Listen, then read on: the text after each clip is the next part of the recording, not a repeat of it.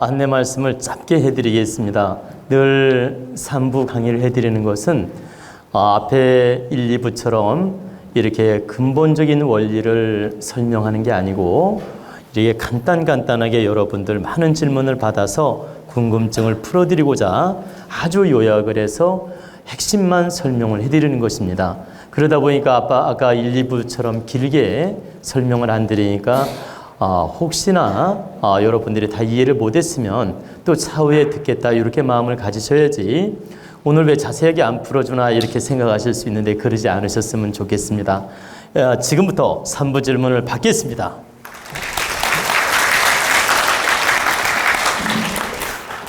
스승님의 법문을 정말 사랑합니다.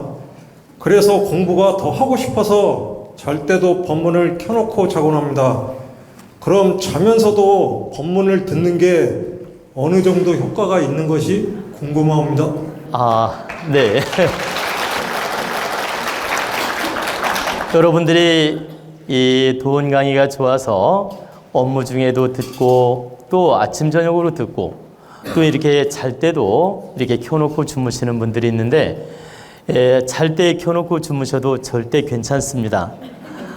왜 그러냐면 이 켜놓고 주무시게 되면 한두 편, 세 편 이렇게 돌아가다가 나중에는 꺼집니다. 그런데 여러분들이 도원 강의를 듣다가 주무시게 되면 그 영혼적으로 우리는 무의식 세계가 있습니다. 자, 의식 세계가 있고 무의식 세계가 있는데 이렇게 강의를 듣다 보면 싹 졸음이 옵니다. 그리고 잠도 잘 와요, 오히려. 그러면 이제 수면에 들면은 이제 듣다가 이제 잠을 자겠죠. 그러면 잠을 자는데도 이 소리가 나겠죠. 이 소리가 난다고 해서 여러분들 뇌파에 문제가 있거나 피곤해지거나 절대 그렇지 않습니다. 자면서도 이 법문이 나와서 여러분들 그 잠자는 기운, 어떤 탁한 기운을 다스려주는 작용을 합니다. 무의식 세계에서 다스려주는 작용을 하고 또한 그 다스려주는 에너지는 내 영혼을 편안하게 해줍니다. 그리고 나아가서 내 보이지 않는 어떤 상처라든가 아픔이라든가 이런 것들이 그리고 제가 말씀드리는 건 내 무의식 세계의 어떤 상처, 아픔, 여한, 맺힌 것들 이런 것들이 무의식 세계에서 듣게 되면 이게 풀리게 됩니다. 그러니까 내 영혼 속에 어떤 탁한 기운이 됐든 상처가 됐든 아픔이 됐든 오히려 풀리는 작용을 한다는 뜻입니다. 그렇기 때문에 잠잘 때 한 편이든 두 편이든 듣는 거 좋습니다. 단 하나 참고하셔야 될 건 자면서 들을 때는 소리를 중간음에다 놓고 듣는 게 좋습니다. 왜 그러냐면 조용하게 잠자면서 듣게 되면 소리가 중간음으로 들어도 잘 들립니다. 잡음이 없기 때문에 중간음에 놓고 듣다가 주무시면 이 소리의 에너지가 아주 고요하게 기운을 다스려 주는데 너무 크게 놓고 듣게 되면 때로는 이게 소리 때문에 부담이 올 수 있어요. 그러니까 무슨 말씀이냐면 그 에너지는 좋은데 소리가 커서 부담이 올 수 있다. 그래서 잠자면서 들을 때는 소리를 중간음에다 놓고 듣게 되면 잠도 잘 오고 영혼도 다스려지고 탁한 기운도 다스려지게 됩니다. 대단히 좋습니다.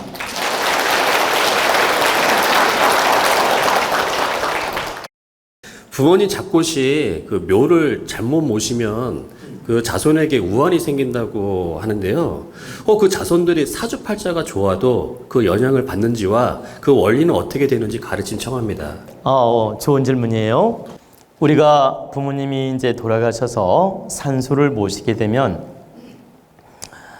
명당에 모실 수도 있고 또 소명당에 모실 수도 있고 또 보통 평길지에 모실 수도 있고 또 흉지에 모실 수도 있고 대흉지에 모실 수도 있습니다. 지금 제가 5단계를 말씀드렸는데 명당, 소명당, 평길지, 그 다음에 흉당, 대흉당 이렇게 5단계로 말씀을 드렸는데 이 중에 하나로 선택한다는 뜻입니다. 만약에 매장을 했을 때, 화장이 아니고 매장을 했을 때는 이 5가지 중에 하나를 선택하게 됩니다.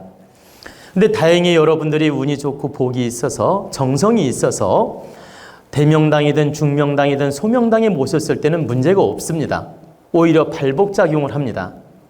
그런데 평길지도 아니고 이렇게 흉당이거나 대흉당에 모셨을 때는 후손들이 팔자가 좋아도 대흉당에 모시게 되면 그 파장이 올 수 있습니다. 몇 프로? 30%. 그러니까 팔자가 예를 들어 이분이 좋으면 100% 지배를 받는 게 아니고 30%만 영향을 받는 것입니다. 자손이 팔자가 좋으면 30% 후유증이나 파장은 있는데 70%는 본질적 그 후손의 팔자 작용을 한다. 근데 30%는 부모님을 흉지에 모시게 되면 그 동기 반응으로서 자손이 영향을 받는 겁니다. 근데 그 영향 척도가 30% 정도 된다. 근데 그 30%가 대단히 크다고 할 수 있는 건 30% 때문에 70%가 망가질 수도 있기 때문이에요. 퍼센트는 30%지만 그 30% 때문에 70%가 늪으로 빠질 수 있기 때문에 매우 부담스러운 것이다. 그러면 그 원리를 물었는데 부모님 영혼인자, 유골인자, 이 영혼과 유골인자가 자손 주파수랑 연결돼 있어요. 동기 반응으로 공명을 일으킨다. 그러니까 그 유골이, 돌아가신 유골이 흉당이라서 괴로워해. 막 괴로워해. 그럼 나쁜 파동을 일으켜요. 예를 들면 여기가 막 흉당이라서 불기운이 있고 물기운이 있고 해서 막 유골이 불안해. 그러면 백의 기운이, 이 뼈가 백이에요. 영혼이 있죠. 영혼은 공중에 뜨고, 이 혼백 중에서 혼은 뜨고, 혼은 천상으로 이렇게 뜨는 거예요. 4차원 세계로 뜬단 말입니다. 그리고 백은 육신에 붙어 있는 거예요. 뼈.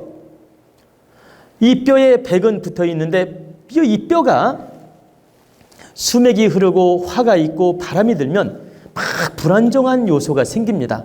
불안정한 파도를 일으켜요. 이렇게. 이 불안정한 주파수가 생기면서 자손하고 주파수가 연결되어 있기 때문에 이 자손이 그 파장의 영향을 받아서 흔들리는 겁니다. 흔들리면서 실수를 하고 흔들리면서 함정에 빠지고 흔들리면서 악수를 두는 거죠. 그런데 자손이 5명이라면 이 주파수를 다 똑같이 받느냐? 그렇지 않습니다. 유별나게 그 돌아가신 부모님하고 주파수가 일치되는 자손이 있어요. 그 일치되는 자손이 가장 피해를 보는 것입니다. 그리고 그 주파수가 동기 반응을 일으키지 않는 후손은 미세할 뿐이지 별로 안 받아요. 무슨 말씀이냐면 미세하게 영향은 줄 수 있지만 크게 안 받는다. 근데 주파수가 딱 맞아 떨어지는 자손은 흔들리는 대로 받는 거예요. 그래가지고 자손이 5남매다 예를 들어, 그러면 어떤 자손은 막 쑥대밭이 되고 완전히 망가지지만 또 어떤 자손은 괜찮지 않습니까? 그게 바로 동기 반응의 차이 때문에 그런 것입니다. 그래서 그러니까 동기 반응으로 긍정작용을 하기도 하고 동기 반응으로 부정작용을 하기도 하고 동기 반응으로 공명을 일으킨다. 그렇기 때문에 이 매장을 할 때는 최대한 명당 자리에 모시거나 명당 자리에 모실 수 없다면 평길지라도 모셔야 됩니다. 그래야 그나마 후손들이 피해를 입지 않는다. 그러면 팔자가 좋은 사람은 영향을 받냐고 물었는데 너무 놀랍게도 사주팔자가 좋은 사람은 그 주파수 영향을 덜 받게 되더라고요. 제가 경험을 해보니까 자손이 5명인데 그 형제 중에 하나가 팔자가 좋아. 그리고 요 사람은 팔자가 별로 안 좋아. 근데 너무 놀랍게도 흉지에 보시면 요 사람이 그 주파수랑 맞더라는 거예요. 팔자 좋은 사람은 별로 주파수가 안 맞아.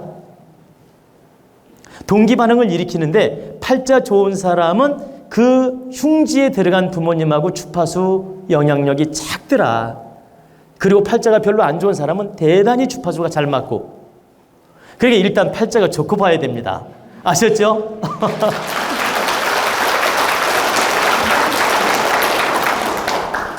산소에 본분이 없습니다. 본분이 없고 그 마당처럼 편편하고 흙만 있고 풀도 안 납니다. 이럴 때는 어떻게 해야 되는지 궁금한데 스승님의 법문을 청합니다.